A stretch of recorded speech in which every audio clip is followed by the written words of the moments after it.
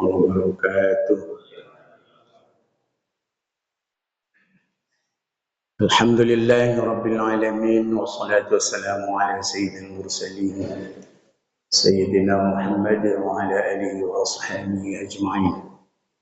Asyhadu an la ilaha illallah wahdahu la syarika lah wa asyhadu anna Muhammadan abduhu wa rasuluh la nabiyya ba'dah.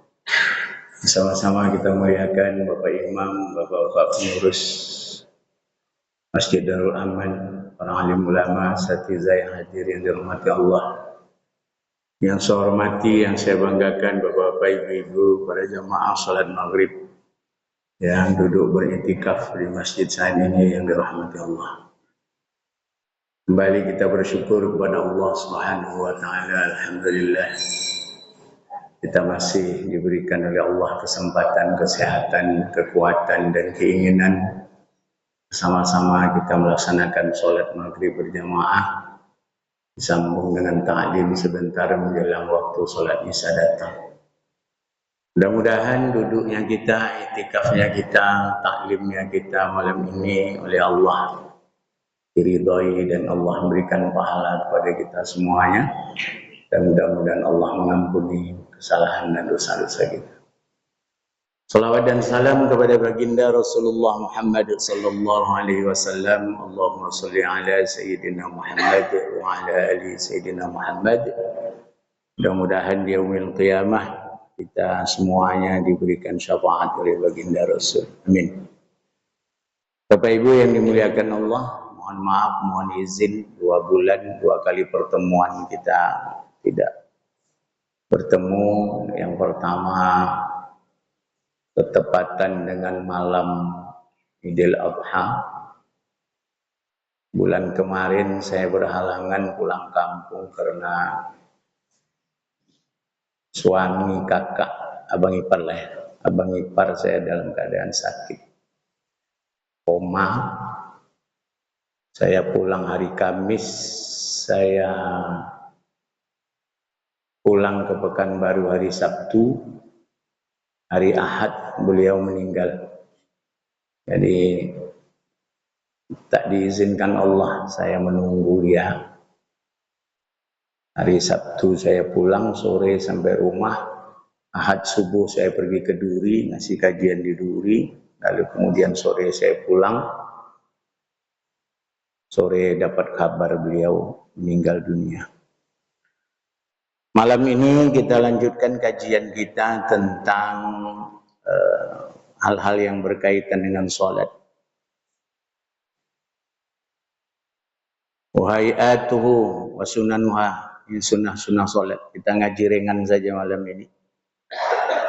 Ada sunnah sholat sebelum masuk waktu sholat. Ada sunnah sholat di dalam sholat. Sunnah sebelum masuknya waktu sholat itu ada 2, yakni azan dan iqamah. Sementara sunnah di dalam sholat itu ada tasyahud awal dan kunut di dalam subuh. Nah, itu tidak kita bahas. Itu hanya pembuka saja. Nah, sunnah-sunnah itu sendiri banyak di dalam sholat itu. Ada sunnah ab'ad yang ketika tertinggal mesti diganti. Ada sunnah hayat yang ketika ditinggal dia tak perlu diganti. Kalau yang tertinggal rukun, sholat mesti diulang. Jadi ini hal yang luar biasa. Kalau syarat sholat yang tidak terpenuhi, maka sholat tidak sah. Jadi kalau cerita syarat sholat, berarti perkara yang dikerjakan sebelum mengerjakan sholat. Kalau kita bicara rukun sholat, berarti semua perkara yang dikerjakan di dalam sholat. Ketika tidak dikerjakan, maka sholat wajib diulang. Itu rukun. Lalu ada sunnah ab'ad, Sunnah abad itu sunnah yang ketika tertinggal dia mesti diganti. Gantinya apa? Sujud sahwi. Kalau masih bisa diganti. Nah, sujud sahwi itu sendiri, Bapak Ibu yang dimuliakan Allah, itu ada dua bentuknya. Ada sujud sahwi yang dikerjakan di dalam sholat sebelum salam, karena memang kita ingatnya di dalam sholat. Ingatnya perkara itu tertinggal di dalam sholat. Dan kita tidak ada uzur untuk mengerjakan sujud sahwi itu. Maka dia dikerjakan sebelum salam. Sujudnya berapa? 2 kali sujud. Bacaannya populer lah. Yang biasa kita baca itulah. Cuma kadang-kadang banyak juga yang lupa Pak, bacaan sujud sahwi itu. Kenapa? Karena jarang kita ini tertinggal sholat tuh. Tertinggal sholat tuh yang sunnah abad itu jarang. Sehingga kadang-kadang lupa juga. Nah, ketika duduk di antara 2 sujud sahwi itu, pada prinsipnya tak ada bacaan. Duduk saja. Duduk antara 2 sujud sahwi itu. Lalu sujud lagi, lalu kemudian duduk, langsung salam. Dia tak ada tahiyatnya lagi. Kan baca tahiyat lagi, tahiyatul mubarakatuh salawatu thayyibatu lillah, tak ada lagi.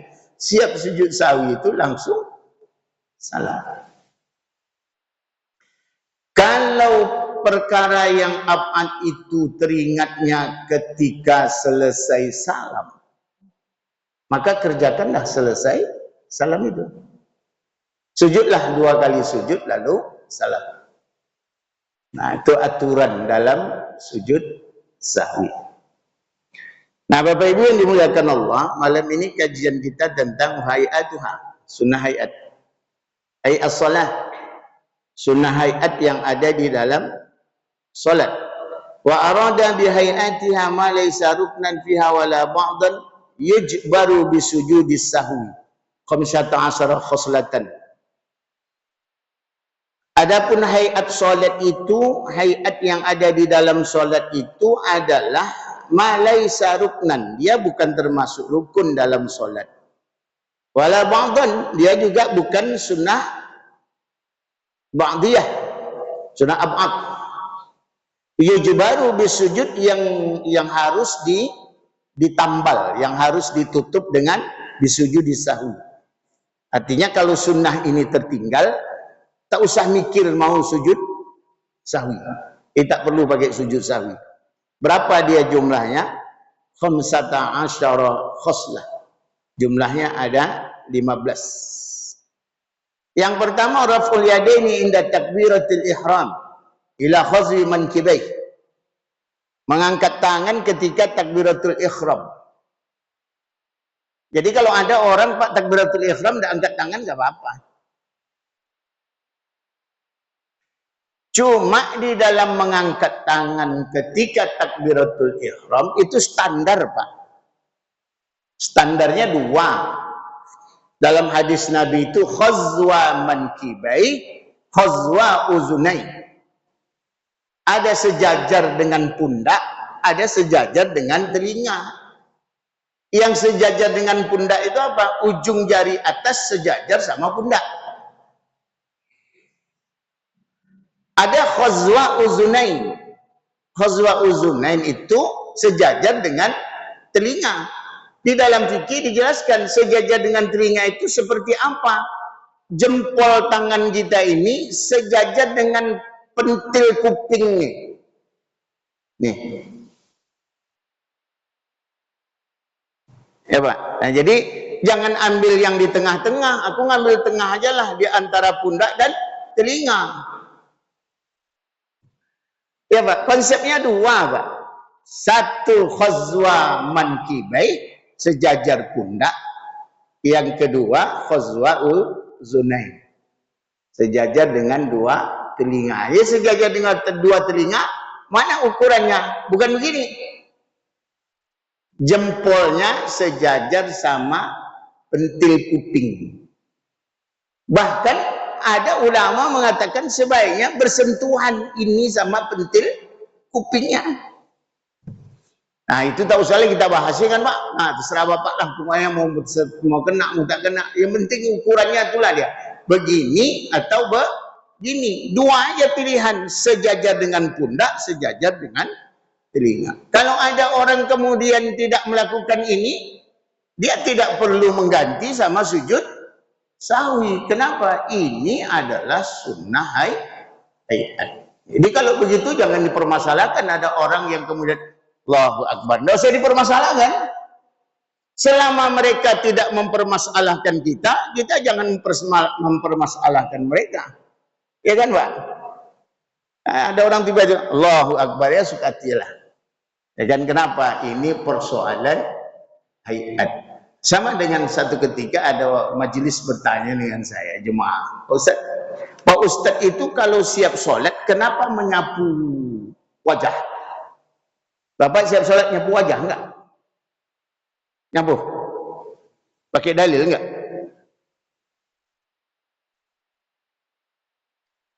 Ibu kalau siap sholat nyapu wajah? Enggak? Enggak. Saya nyapu wajah Pak. Dikritik saya oleh jemaah saya.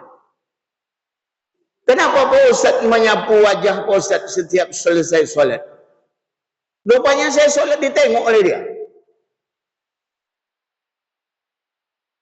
Saya sampaikanlah di dalam kitab Al-Azkar itu, di bab sholatnya, itu ada kajian tentang menyapu muka itu.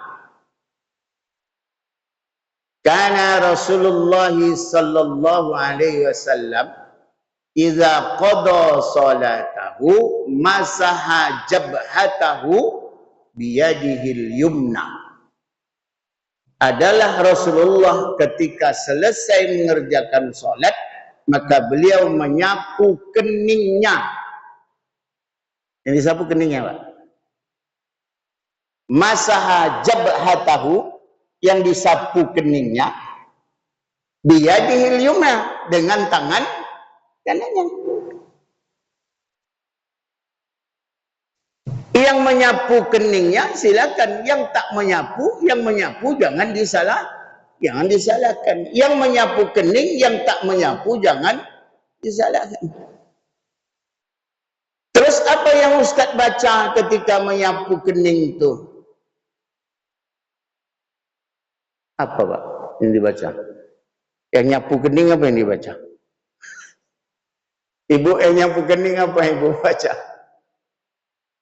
Alhamdulillah, itu kan? Alhamdulillah. Bacaannya bukan alhamdulillah. Bacanya apa? Asyhadu an la ilaha illallah ar-Rahman ar-Rahim. Bisa Bu? Pak, bisa kan? Asyhadu an la ilaha illallah ar-Rahman ar-Rahim. Allahumma azhib anni al-hamma wal hazan. Apa Bu? Nah, itu dah. Sudah berapa puluh tahun kita nyapu kening kita ya Pak? Sudah berapa puluh tahun ibu nyapu kening ibu? Itu dalam kitab azkar itu Pak. Asyhadu an la ilaha illallahur rahmanur rahim. Allahumma azhib anniyal hamma wal hazan. Ya Allah, hilangkanlah rasa gundah gulanaku. Kenapa kening yang disapu lalu bacaannya ya Allah hilangkan rasa gundah gulana yang ada di dalam diri kita? Karena gundah gulana itu, risau itu munculnya di sini. Ya Pak. Risau ibu tak punya duit itu di sini. Risau bapak sawit harga murah di sini. Risau bapak rekening bank tak jalan, ditutup, diblokir pemerintah di sini. Apa lagi? Ya Pak, Bu. Tuh, nih. Makanya doanya Allahumma azhib anniyal hamma wal hazan. Nah, jadi Bapak Ibu yang dimuliakan Allah, kalau ditanya Ustadz, kalau tak nyapu itu boleh enggak boleh? Kenapa? Itu amaliyah yang dikerjakan di luar sholat. Kan sudah selesai sholatnya tuh Pak. Sudah selesai sholatnya tuh Bu. Jadi kalau nak disapu silakan, tak disapu pun tak apa-apa. Tapi konsepnya begitu Pak. Yang menyapu punya dasar, yang tak menyapu pun punya dasar. Dasarnya apa? Mungkin dianggap dhaif hadisnya, mungkin. Tapi kita pada umumnya berprinsip hadis yang digunakan untuk amaliyah, hadis dhaif dibolehkan. Yang tak boleh digunakan hadis dhaif itu untuk beribadah dan untuk bertauhid. Itu tak boleh. Saya juga tak pernah pakai hadis dhaif untuk tauhid dan untuk ibadah. Tapi untuk amaliyah namanya itu, maka silakan saja. Nah, jadi Bapak Ibu yang dimuliakan Allah, kalau ada orang yang sholat tidak mengangkat tangannya pada saat takbiratul ihram, maka dia tidak harus diganti. Tak harus diganti dengan sujud sahwi. Lalu yang kedua, raf'ul yadaini inda ruku'i inda rafi minhu wa wad'ul yamini 'ala shimal wa yakunani tahta sadrihi wa fawqa surratihi. Yang kedua, sunnah hayat itu adalah mengangkat tangan ketika ruku dan mengangkat tangan ketika berdiri dari ruku.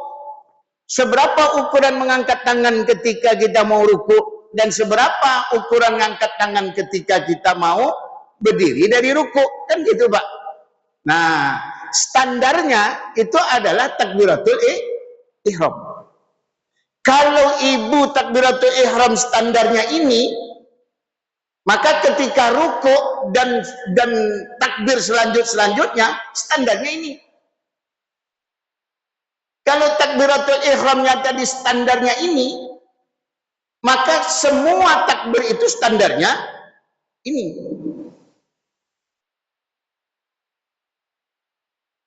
Bukan tidak boleh Pak, bukan tidak boleh. Ada orang yang ketika takbir begini, lalu rukuk begini gitu. Bukan itu tidak boleh. Boleh, cuma kurang rapi saja. Kurang rapi. Kenapa? Karena pertama kita begini, maka ketika mau rukuk juga begini, ketika iktidal juga begini. Ketika nanti berdiri dari tahiyat pertama, takbirnya juga mengangkat tangan kan? Disunahkan mengangkat tangan, juga standarnya begitu. Jadi apapun bentuk pergerakan takbir, maka standarnya adalah takbiratul ihram yang kita pakai di awal tadi. Sebaiknya begitu. Bukan berarti salah ketika berbeda posisi tangan, bukan begitu. Tapi sebaiknya begitu. Jadi Bapak Ibu yang dimuliakan Allah, kalau ada orang mau rukuk tidak angkat tangan, tidak apa-apa, karena dia hayat. Berdiri dia dari rukuk, dia tidak takbir angkat tangan, tidak apa-apa, karena dia hayat. Artinya apa? Dia tidak merusak sholat. Lalu kemudian wawad'ul yamini 'ala shimal, meletakkan tangan kanan di atas tangan kiri. Melipat tangan. Di mana posisinya? Tahta sadrihi, di bawah dadanya, wa fawqa surratihi, di atas pusatnya. Jadi posisi tangan ini di atas pusat, di bawah dada. Ini dada, ini pusat. Letaklah di situ. Jangan ditaruh di bawah pusat. Walaupun ada ulama yang bolehkan menaruh di bawah pusat. Antara pusat sama itu. Boleh. Yang tak boleh yang di situ. Ya Pak. Di sini berarti Ngelipatnya. Jadi kita ini kitab ini Pak, ini Fathul Qarib. Fathul Qarib ini udah termasuk besar juga lah kitabnya, sedang-sedang lah. Di Fathul Qarib itu sedang lah. Jadi meletakkan tangan itu di bawah dada, di atas pusat.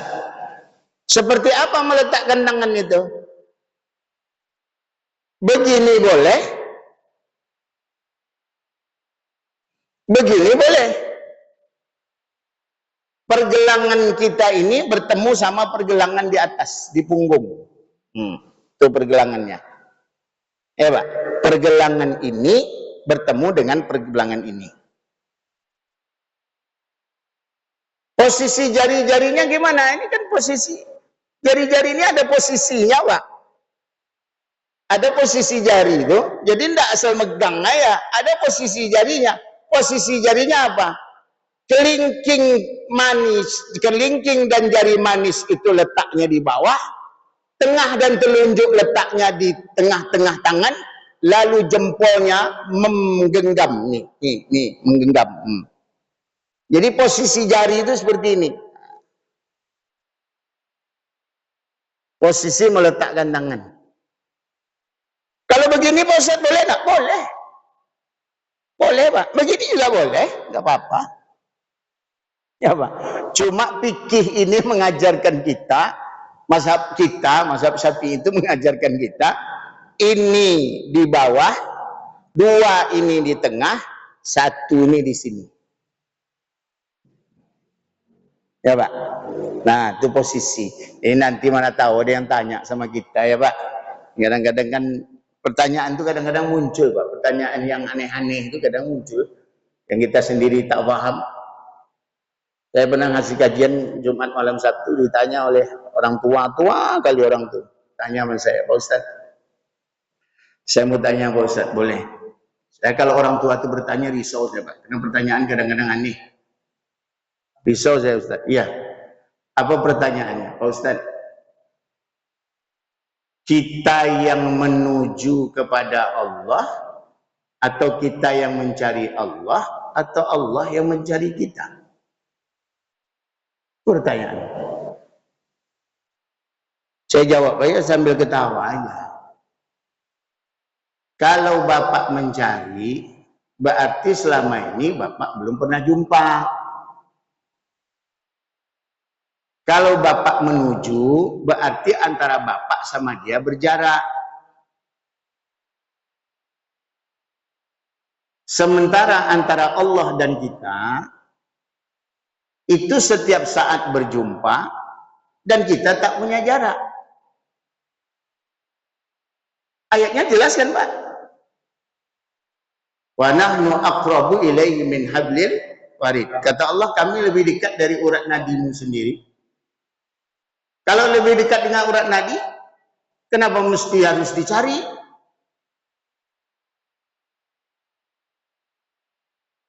Jadi macam mana Pak Ustaz? Saya sampaikan ke dia, jangan dicari, tapi Bapak rasakan. Kalau dicari nggak jumpa, kalau dirasakan terasa. Macam mana tuh Pak Ustaz?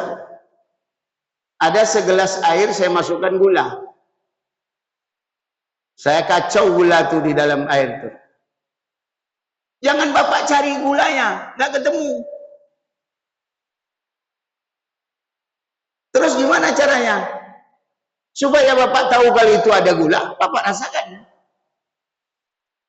Dapat enggak rasanya? Dapat Pak Ustaz. Ketika ada rasa, ada enggak gulanya? Ada. Tapi kalau dalam air itu Bapak cari gulanya, tak jumpa dia. Kalau Bapak rasakan, dapat dia. Oh iya, ada gulanya.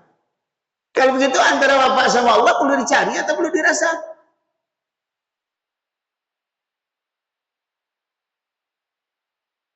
Ya Pak, perlu dicari atau perlu dirasa?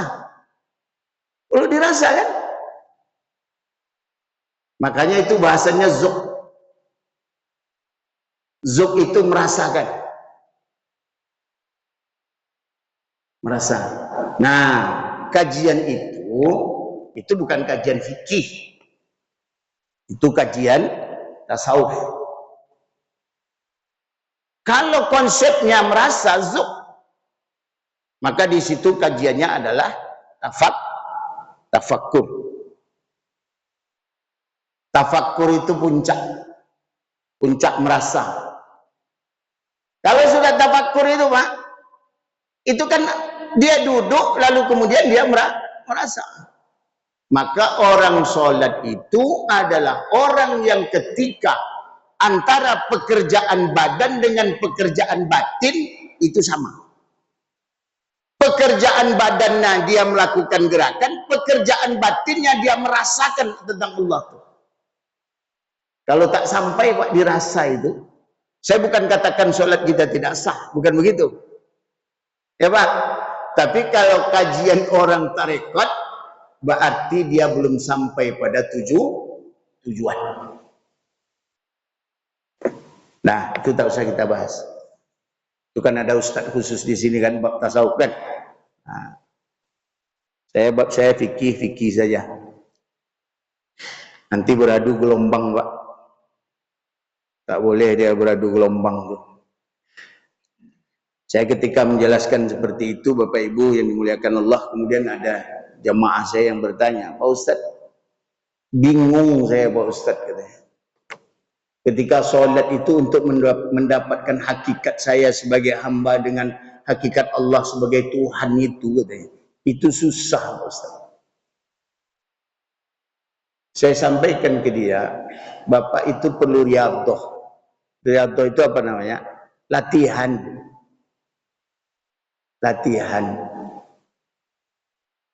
Untuk pengalaman pertama yang perlu dibaca itu kitab sederhana aja Pak. Baca aja lah buku Tajul Arus. Tajul Arus itu mahkota pengantin yang ditulis oleh Syekh Ibnu Athaillah. Dari Tajul Arus itu naikkan lagi satu tahap ke atas. Itu agak berat bukunya. Namanya Al-Hikam. Al-Hikam itu yang nulis juga Syekh Ibnu Athaillah As-Sakandariyah itu. Syekh Ibnu Athaillah As-Sakandariyah itu muridnya Abu Hasan As-Sazili. Abu Hasan As-Sazili itu pendiri tarekat Saziliyah. Ya Pak, pendiri tarekat Saziliyah. Tarekat Saziliyah itu banyak kakak beradiknya. Tarekat Naqsabandi itu kakak beradik itu Pak, sealur orang tuh. Tarekat Khalwatiyah, tarekat As-Sazili itu satu alur orang tuh. Sama-sama muktabaroh dia. Jalannya pun hampir mirip-mirip Pak. Nah, jadi Bapak Ibu yang dimuliakan Allah, untuk lebih tahunya itu ya Bapak tanyalah sama yang ahli. Dah, selanjutnya. Hay'ah selanjutnya at-wat tawajjuhu ay qaulul musalli akibat taharrum. Membaca wajjahtu. Kita kadang baca inni wajjahtu atau wajjahtu wajhiya lilladzi fataras samawati wal ard. Kapan dibaca? Ay qaulul musalli akibat taharrum, dibaca oleh orang yang salat setelah takbiratul ihram. Wajjahtu atau yang senada dengan itu. Apa yang senada? Allahumma ba'id ya Pak. Kalau ulama kita, mazhab kita yang dibaca wajjahtu. Allahu akbar kabira walhamdulillahi katsira wa subhanallahi bukratan asila dan seterusnya. Inni wajjahtu wajhiya lilladzi fataras samawati wal arda hanifan muslima wa ma ana minal musyrikin. Jadi kalau kita nak memenggal, ini Pak teori nih, kita nak memenggal, mana tahu kita sholat sunnah kan? Boleh nak ditinggalkan iftitah? Jawabnya boleh, karena dia sunnah hayat, tidak dibaca juga, tidak harus ganti sama sujud sahwi. Tapi sebaiknya jangan ditinggalkan. Sebaiknya jangan ditinggalkan. Kalau terasa panjang, penggal saja, ambil intinya. Jadi di dalam iftitah itu ada intinya. Intinya apa? Inni wajjahtu wajhiya lilladzi fataras samawati wal arda hanifan muslima wa ma ana minal musyrikin. Kalau di dalam Al-Qur'an yang senada dengan itu Inni wajjahtu wajhiya lillazi fataras samawati wal arda hanifan musliman wa ma ana awwalul muslimin. Siapa yang baca itu? Nabi Ibrahim. Kenapa dibaca itu? Karena ketika itu Nabi Ibrahim dihadapkan dengan situasi galau tentang persoalan ketuhanan. Dia ingin menjawab pertanyaan para pengikutnya yang menyembah Tuhan, yang menyembah Tuhannya bulan, Tuhannya matahari.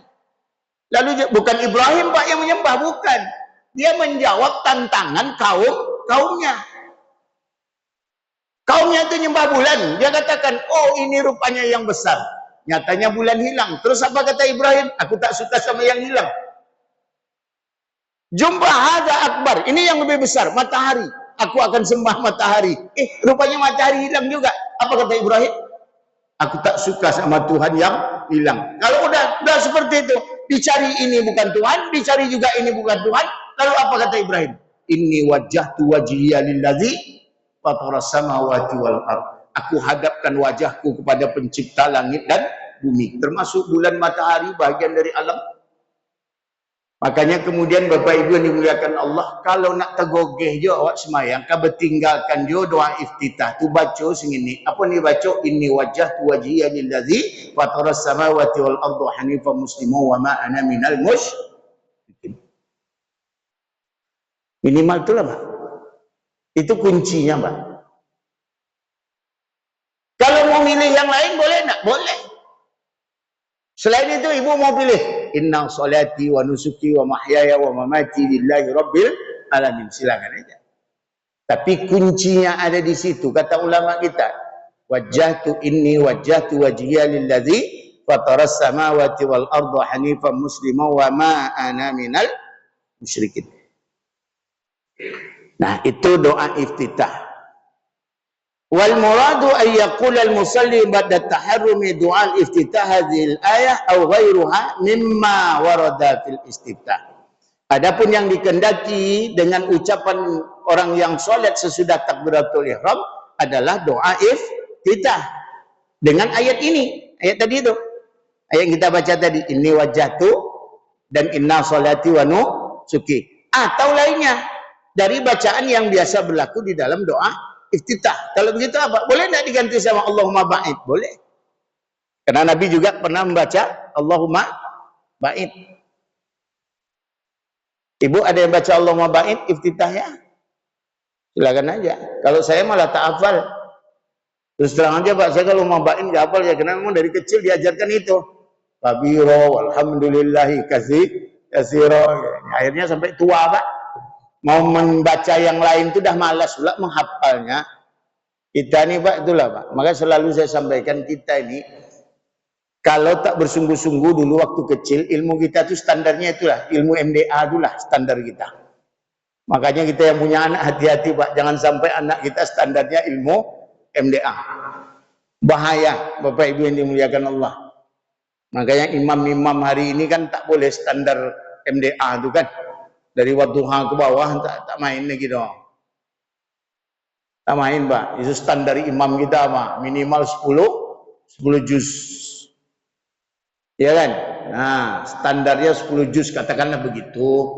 Katakan begitu. Tapi kalau dia sholat membaca surat pendek, surat lazim nama. Ayatul lazim, suratul lazim. Surat yang biasa dibaca. Boleh tak? Boleh. Silakan aja.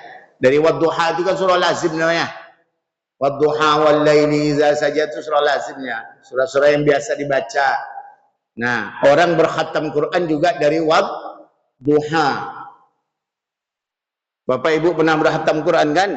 Nah, dibaca dari mana? Wadduha. Kenapa dari wadduha? Ada Pak sejarahnya.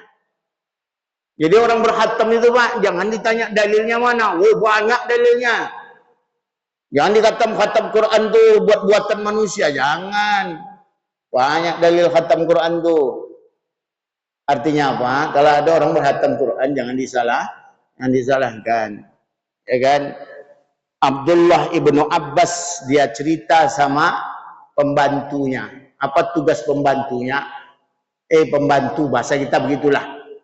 Kamu sore ini berjalan ke rumah-rumah orang, kira-kira rumah siapa yang nanti malam atau besok subuh dia khatam Quran. Kenapa Tuan? Habari saya. Untuk apa Tuan?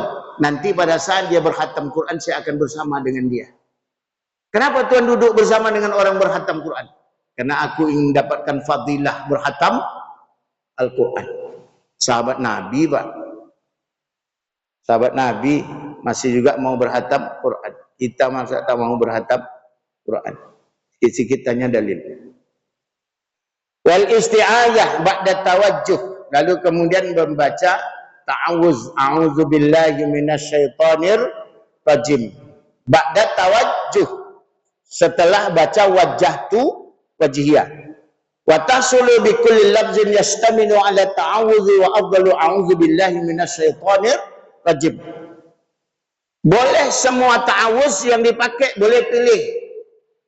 Karena ada a'udzubillahi samiil alim minasyaitonir rajim. Boleh. Tapi yang paling afdal adalah a'udzubillahi minasyaitonir rajim. Karena dalam Al-Quran itu fasta'iz billahi minasyaitonir rajim. Maka bacaan ta'awuz itu adalah a'udzubillahi minasyaitonir rajim. Itu yang paling utama. Di mana letak disunnahkan hayat membaca ta'awuz? Nah, jadi Bapak Ibu yang dimuliakan Allah, letak sunnah hayat ta'awuz itu yang pertama pada rakaat pertama sebelum Fatihah. Yang kedua pada rakaat ketiga sebelum Fatihah. Ya Pak?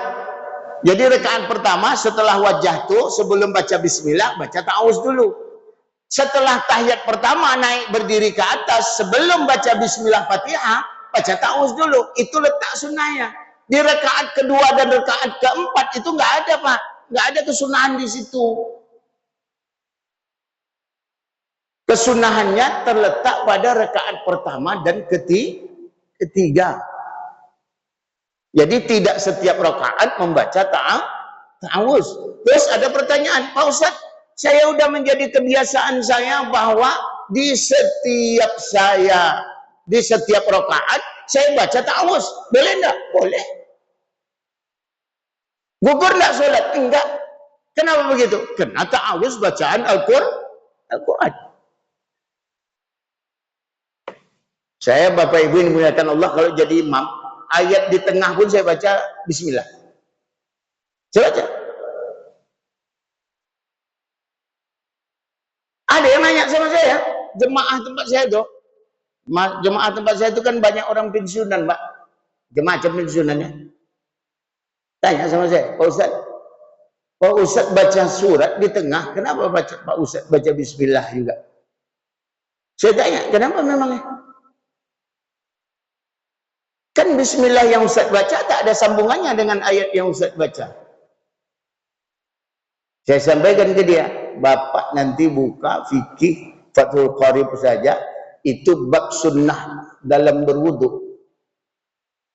Bab sunnah dalam berwudu itu diantaranya baca bismillah. Lalu oleh ulama dijelaskan, baca bismillah itu juga termasuk membaca penggalan ayat di dalam salat. Dijelaskan. Kalau begitu boleh nak membaca basmalah? Bukan mesti Pak ya. Boleh nak membaca basmalah pada pertengahan ayat, pada penggalan ayat? Jawabnya boleh. Bukan mesti. Mesti membaca bismillah. Bukan begitu. Salah nanti bahasanya. Kan ini bahasanya boleh kan Pak? Maka ketika boleh saya baca. Gugur enggak sholat? Enggak. Kenapa? Basmalah itu bahagian dari Al-Quran. Innahu min Sulaiman wa innahu bismillahirrahmanirrahim. Surat ini dari Sulaiman. Surat yang dikirim dari Sulaiman ke Ratu Bilqis. Innahu min Sulaiman. Surat ini dari Sulaiman. Wa innahu bismillahirrahmanirrahim. Dan oleh Sulaiman pertama kali yang ditulis di atas bismillahirrahmanirrahim. Nah, itulah alasannya Bapak Ibu yang dimuliakan Allah. Jadi itu sunnah ayat. Sampai situ dulu Bapak Ibu. Kalau ada yang mau ditanyakan. Ya.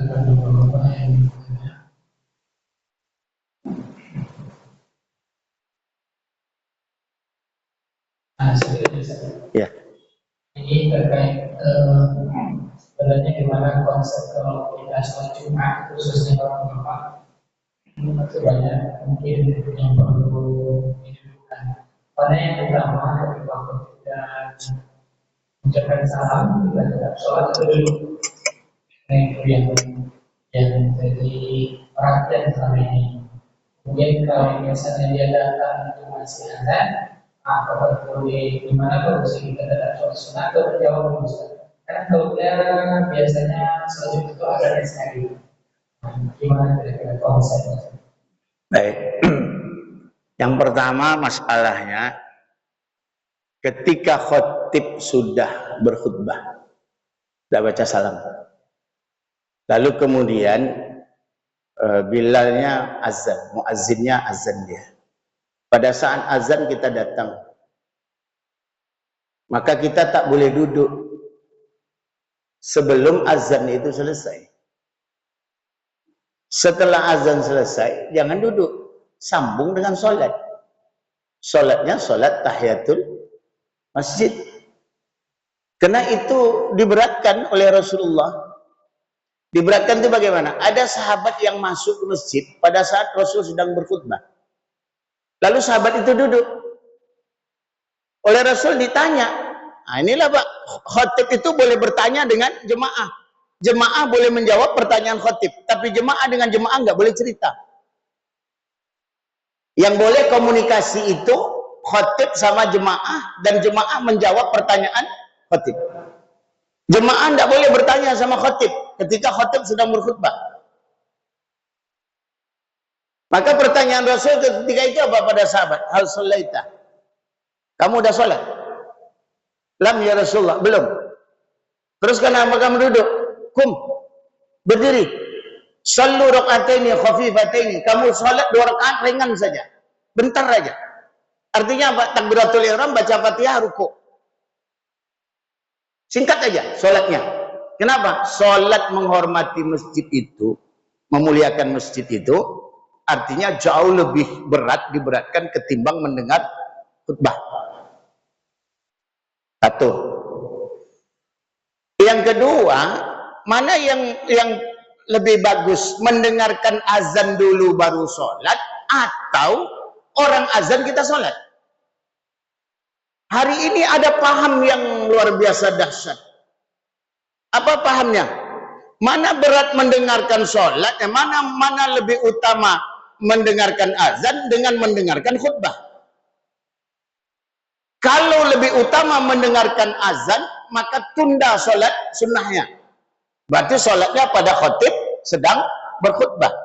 Tapi kalau mendengar khutbah lebih utama daripada mendengar azan, maka sholatlah pada saat muazzin sedang azan. Aturan Rasulullah bukan begitu.